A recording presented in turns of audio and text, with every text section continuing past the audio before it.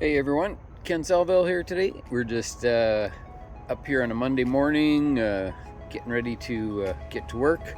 But having a quick look at the geodome, it's looking pretty good. We're getting ready to fill it up now. So we've got our little standing out area here outside where we've got some miscellaneous plants, some waiting for division, and we also have an order of some new plants coming in as well.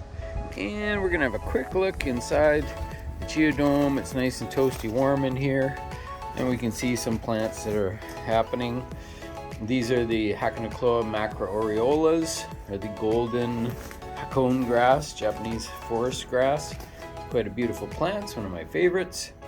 We've got some plants under the benches here starting to grow. Those are some Astrophycardii, and also some of the couple echinaceas that were left over from last year.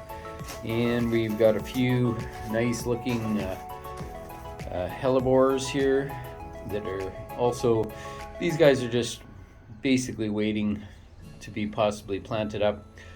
Some of these we can actually do divisions on, so we start some stock plants and get those going. We also have our sort of mixture of assorted plants here. Just a couple little dianthus, some elfin thyme, also the golden moneywort, Lysimachia nummularia aurea, and looks like there's a couple campanulas down in there, as well as some iberis. Love that iberis, so we'll probably do some cuttings on those once we get them going this year. Nice dwarf form of the Perovskia. This one's called Little Lace.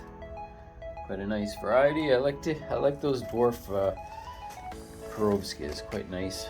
Just an assortment of some heucheras, and also another type of nice hakone grass here. This is one that's predominantly yellow, but it has red tips on it, so it's kind of nice. Called Sunflare.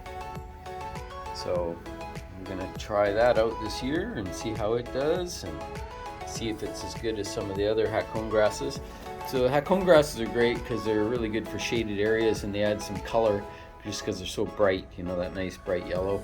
There's also a solid yellow colored one that's pretty nice as well, and it's kind of chartreusey. It turns quite green over time, and so for people who like that chartreuse color, my preference is really this particular one, the Hakonocloa macroaureola, which is that really bright, vivid yellow that we'll see in shady areas out in the garden.